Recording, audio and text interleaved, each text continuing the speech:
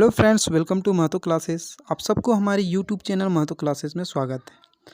दोस्तों, मैं हूं विकास और आज हम लोग पढ़ने वाले हैं प्रकाश के परावर्तन के इम्पोर्टेंट एमसीक्यू, जो कि polytechnic and other entrance exam के लिए बहुत ही महत्वपूर्ण है। तो चलिए देर न करते हुए वीडियो को शुरू करते हैं और हम लोग जानते हैं आखिर प्रकाश के परावर्तन क्या है। तो दोस्तों, जैसा कि हम लोग जानते हैं कि प्रकाश के चिकने पृष्ठ से टकराकर वापस लौटने की घटना को हम लोग प्रकाश का परावर्तन कहते हैं। फ्रेंड्स, हम लोग ये भी जानते हैं कि प्रकाश के परावर्तन के दो नियम हैं। पहला नियम यह कहता है कि आपतन कोण परावर्तन कोण के बराबर होता है, अर्थात angle A O N equal to angle N O B, यानी angle I equal to angle R. जैसा कि हम लोग जानते हैं कि एंगल आई यानी आपतन कोण और एंगल आर यानी परावर्तन कोण। दूसरा नियम यह कहता है कि आपतित किरण आपतन बिंदु पर अभिलंब तथा परावर्तित किरण एक ही समतल में होते हैं। तो दोस्तों, हम लोगों ने प्रकाश के परावर्तन के नियम के बारे में जाना। अब हम लोग जान लेते हैं दर्पण के बारे में, यानी मिरर के बारे में। जैसा कि हम लोग जानते हैं कि मिरर दो प्रकार के होते हैं। पहला होता है प्लेन मिरर और दूसरा होता है स्फेरिकल मिरर। प्लेन मिरर को हम लोग समतल दर्पण कहते हैं और स्फेरिकल मिरर को हम लोग गोलीय दर्पण कहते हैं। स्फेरिकल मिरर दो प्रकार के होते हैं। पहला होता है कॉनकेव मिरर, जिसे हम लोग उत्तल दर्पण कहते हैं। तो दोस्तों, हम लोग जान लेते हैं उत्तल दर्पण के बारे में, यानी कॉनकेव मिरर के बारे में। जिस गोलीय दर्पण का परावर्तक सतह उभरा रहता है उसे हम लोग उत्तल दर्पण कहते हैं। दोस्तों, अब हम लोग जान लेते हैं उत्तल दर्पण के प्रयोग के बारे में, यानी इसका उपयोग हम लोग कहाँ करते हैं। जैसा कि हम लोग जानते हैं कि काफ़ी बड़े क्षेत्र की वस्तुओं का प्रतिबिंब एक छोटे से क्षेत्र में बन जाता है, इसीलिए हम लोग उत्तल दर्पण का प्रयोग करते हैं। जैसा कि हम लोग जानते हैं कि ट्रक चालक और मोटर कारकों के चालक के बगल में जो पीछे का दृश्य दर्पण लगा रहता है उसे हम लोग उत्तल दर्पण कहते हैं। दोस्तों, अब हम लोग जानते हैं अवतल दर्पण के बारे में, यानी कॉनकेव मिरर के बारे में जानते हैं। जिस गोलीय दर्पण का परावर्तक सतह धंसा रहता है उसे हम लोग अवतल दर्पण कहते हैं। फ्रेंड्स, अब हम लोग जानते हैं इसके उपयोग के बारे में कि आखिर हम लोग इसका उपयोग कहाँ करते हैं। अवतल दर्पण का उपयोग सामान्यतः टॉर्च, सर्च लाइट तथा वाहनों के अग्रदीप में हम लोग इसका प्रयोग करते हैं। फ्रेंड्स, अब हम लोग जानते हैं प्रकाश के अपवर्तन के बारे में, यानी रिफ्लेक्शन ऑफ लाइट के बारे में। जैसा कि हम लोग जानते हैं कि जब कोई प्रकाश की किरण विरल माध्यम से सघन माध्यम में प्रवेश करती है, यानी हवा से पानी में प्रवेश करती है, तो वह दोनों माध्यमों के पृष्ठ पर खींचे गए अभिलंब की ओर झुक जाती है। इस घटना को हम लोग प्रकाश का अपवर्तन कहते हैं। तो दोस्तों, हम लोगों ने प्रकाश के परावर्तन तथा अपवर्तन के बारे में कुछ जानकारियाँ प्राप्त की। तो चलिए अब हम लोग शुरू करते हैं इसके एमसीक्यू को। तो हमारा पहला क्वेश्चन है, प्रकाश की किरण गमन करती है। हमारा ऑप्शन है सीधी रेखा में, ऑप्शन बी है टेढ़ी रेखा में, ऑप्शन 3 है सीधी किसी भी दिशा में और ऑप्शन डी है इनमें से कोई नहीं। तो दोस्तों, हमारा क्वेश्चन जो है कि प्रकाश की किरण गमन करती है, यानी किस रेखा में गमन करती है या किस दिशा में गमन करती है, तो हमारा सही उत्तर हो जाएगा फ्रेंड्स सीधी रेखा में। अब हम लोग आते हैं क्वेश्चन नंबर 2 में। तो हमारा क्वेश्चन नंबर 2 है, प्रकाश का वेग न्यूनतम होता है। ऑप्शन ए है निर्वात में, ऑप्शन बी है जल में, ऑप्शन सी है वायु में, ऑप्शन डी है कांच में। यानी फ्रेंड्स, प्रकाश का वेग सबसे कम होती है, यानी किस में होती है सबसे कम, तो हमारा सही उत्तर हो जाएगा कांच। अब हम लोग आते हैं क्वेश्चन नंबर 3 में। क्वेश्चन नंबर 3 यह कह रहा है कि मोटर गाड़ी के चालक के सामने लगा रहता है, यानी कौन सा दर्पण या कौन सा लेंस लगा रहता है। तो दोस्तों, हम लोगों ने अभी जाना कि मोटर गाड़ी के चालक के सामने यानी पीछे के दृश्य हम लोग देखने के लिए उत्तल दर्पण का प्रयोग करते हैं।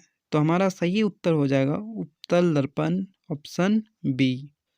क्वेश्चन नंबर 4 है, मोटर कार के हेडलाइट में किसका उपयोग करते हैं, या कौन सा दर्पण या कौन सा लेंस का उपयोग हम लोग करते हैं मोटर कार के हेडलाइट में। तो दोस्तों, हम लोग जानते हैं कि मोटर कार के हेडलाइट में हम लोग अवतल दर्पण का प्रयोग करते हैं। तो हमारा सही उत्तर हो जाएगा ऑप्शन सी। क्वेश्चन नंबर 5 है, समतल दर्पण द्वारा बना प्रतिबिंब होता है। तो दोस्तों, हम लोग जानते हैं कि समतल दर्पण का बना प्रतिबिंब किसी भी वस्तु के प्रतिबिंब के पीछे उतनी ही दूरी पर बनती है जितनी दूरी पर वस्तु दर्पण के आगे रखी होती है। फ्रेंड्स, हम लोग जानते हैं कि यह प्रतिबिंब हमेशा काल्पनिक बनाता है, वस्तु के बराबर बनाता है एवं उल्टा बनाता है। तो हमारा सही उत्तर हो जाएगा काल्पनिक। समतल दर्पण द्वारा बना प्रतिबिंब हमेशा काल्पनिक बनता है। दोस्तों अब हम लोग आते हैं क्वेश्चन नंबर 6 में। क्वेश्चन नंबर 6 यह कहता है कि लेंस का क्षमता का एसआई मात्रक क्या है। तो फ्रेंड्स हम लोग जानते हैं कि लेंस का क्षमता का यानी एसआई मात्रक डायोप्टर है। तो हमारा सही उत्तर हो जाएगा ऑप्शन ए डायोप्टर। अगला क्वेश्चन है प्रकाश की किरणों का पथ दर्शाने वाले चित्रों को क्या कहते हैं या क्या कहा जाता है। तो दोस्तों हम लोग जानते हैं कि प्रकाश की किरण पर पथ दर्शाने वाले चित्रों को हम लोग किरण आरेख कहते हैं। तो हमारा सही उत्तर हो जाएगा ऑप्शन ए किरण आरेख। अब हम लोग आते हैं क्वेश्चन नंबर 8 में। क्वेश्चन नंबर 8 है 2 डायोप्टर क्षमता वाला लेंस का फोकसांतर क्या होगा। तो दोस्तों हम लोग जानते हैं P = 1/f यानी f = फोकस होता है P डायोप्टर। तो f बराबर हम लोग लिख सकते हैं 1/p। चूँकि हम लोग जानते हैं P = 2 डायोप्टर है, इसलिए 1/2 ये मीटर हो जाएगा और मीटर को अब हम लोग चेंज करेंगे सेंटीमीटर में। तो 1/1 × 100 में क्या हो जाएगा 2। अब 2 से जब 100 को भागा देंगे तो आ जाएगा हमारा सही उत्तर 50। तो 2 डायोप्टर क्षमता इक्वल टू हमारा सही उत्तर हो जाएगा 50 सेंटीमीटर। क्वेश्चन नंबर 9 है किसी उत्तल लेंस का फोकसांतर 50 सेंटीमीटर है तो उसकी क्षमता क्या होगी। तो क्वेश्चन में दिया है f = 50 सेंटीमीटर। चूँकि हम लोग जानते हैं कि p = 1/f होता है, तो इसीलिए 1/50 सेंटीमीटर हो जाएगा और सेंटीमीटर को हम लोग मीटर में बदलेंगे तो 1 को गुना करेंगे 100 से और बटे में लिखेंगे 50 और 50 को जब हम डिवीजन करेंगे यानी भागा देंगे तो 50 को जब हम 100 से भागा देंगे तो आ जाएगा हमका 2। तो हमारा सही उत्तर हो जाएगा 2 डायोप्टर। क्वेश्चन नंबर 10 है प्रकाश की किरणों के समूह को क्या कहते हैं। तो दोस्तों प्रकाश की किरणों के समूह को हम लोग किरण पुंज कहते हैं। तो हमारा सही उत्तर हो जाएगा ऑप्शन बी किरण पुंज। हमारा अगला क्वेश्चन है उत्तल लेंस की क्षमता होती है। ऑप्शन ए है ऋणात्मक, ऑप्शन बी है धनात्मक, ऑप्शन सी है ए और बी दोनों और इस ऑप्शन डी है इनमें से कोई नहीं। तो उत्तल लेंस की क्षमता होती है दोस्तों धनात्मक। हमारा सही उत्तर हो जाएगा ऑप्शन बी। अब आते हैं क्वेश्चन नंबर 12 में। क्वेश्चन नंबर 12 यह कहता है कि अवतल लेंस की क्षमता होती है। तो दोस्तों अवतल लेंस की क्षमता हमेशा ऋणात्मक होती है। तो हमारा सही उत्तर हो जाएगा ऑप्शन ए। क्वेश्चन नंबर 13 है उत्तल लेंस को क्या कहते हैं। तो दोस्तों उत्तल लेंस को हम लोग अभिसारी लेंस कहते हैं। हमारा सही उत्तर हो जाएगा ऑप्शन ए अभिसारी लेंस। अगला क्वेश्चन है अवतल लेंस को क्या कहते हैं। तो दोस्तों अवतल लेंस को हम लोग अपसारी लेंस कहते हैं। तो हमारा सही उत्तर हो जाएगा ऑप्शन सी अपसारी लेंस। ऑप्शन नंबर 15 है निम्न में से कौन सा पदार्थ लेंस बनाने के लिए प्रयुक्त नहीं किया जा सकता है। तो हमारा ऑप्शन है जल, ऑप्शन बी है कांच, ऑप्शन सी है प्लास्टिक और ऑप्शन डी है मिट्टी। तो दोस्तों आप लोग बताइए कि ऐसा कौन सा पदार्थ है जिसमें हम लोग लेंस बनाने के लिए प्रयोग नहीं करते हैं। जैसा कि हम लोग जानते हैं लेंस बनाने में जल का उपयोग हम लोग करते हैं, कांच का प्रयोग करते हैं और प्लास्टिक का उपयोग हम लोग करते हैं, लेकिन मिट्टी एक ऐसा पदार्थ है जिसमें हम लोग लेंस का उपयोग नहीं करते हैं। तो हमारा सही उत्तर हो जाएगा ऑप्शन डी मिट्टी, जिसका उपयोग हम लोग लेंस बनाने में प्रयोग नहीं करते हैं। अगला क्वेश्चन है किस दर्पण से हमेशा वस्तु से छोटा प्रतिबिंब प्राप्त होता है। तो दोस्तों उत्तल दर्पण में हमेशा वस्तु से छोटा प्रतिबिंब प्राप्त होता है। तो हमारा सही उत्तर हो जाएगा ऑप्शन बी उत्तल दर्पण। क्वेश्चन नंबर 17 है किस दर्पण से वस्तु का बड़ा प्रतिबिंब बनता है। यानी किस दर्पण में वस्तु से बड़ा प्रतिबिंब बनता है। तो हमारा ऑप्शन ए है समतल दर्पण, ऑप्शन बी है अवतल दर्पण, ऑप्शन सी है उत्तल दर्पण और ऑप्शन डी है इनमें से कोई नहीं। तो दोस्तों हमारा सही उत्तर हो जाएगा ऑप्शन बी अवतल दर्पण, जो कि दर्पण से वस्तु से बड़ा प्रतिबिंब बनता है। क्वेश्चन नंबर 18 है प्रकाश के परावर्तन के कितने नियम हैं। तो दोस्तों हम लोगों ने अभी प्रकाश के परावर्तन के नियम के बारे में पढ़ा। जैसा कि हम लोगों ने जाना कि प्रकाश के परावर्तन के 2 नियम हैं। तो हमारा सही उत्तर हो जाएगा ऑप्शन बी 2।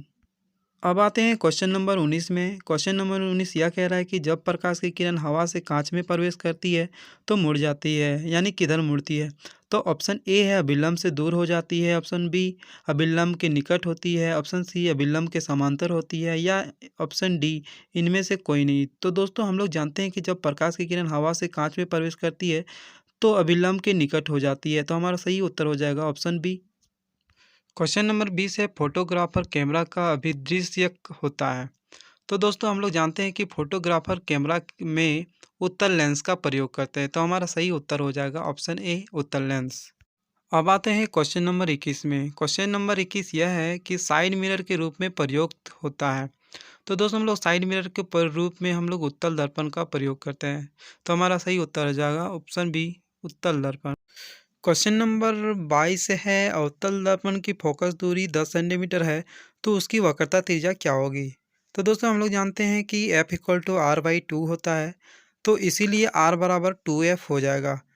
तो 2 इंटू 10, जैसा कि हम लोग जानते हैं कि F दिया है 10 आपका, तो 2 और 10 को गुना कर देंगे तो 20 हो जाएगा। तो हमारा सही उत्तर हो जाएगा 20 सेंटीमीटर।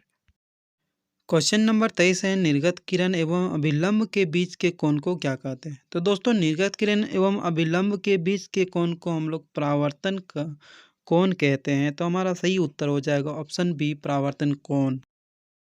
नंबर 24 है सरल सूक्ष्मदर्शी में किसका उपयोग करते हैं, यानी कौन सा दर्पण या कौन सा लेंस का उपयोग हम लोग सरल सूक्ष्मदर्शी में करते हैं। तो दोस्तों हम लोग सरल सूक्ष्मदर्शी में उत्तल लेंस का उपयोग करते हैं। तो हमारा सही उत्तर हो जाएगा ऑप्शन डी उत्तल लेंस।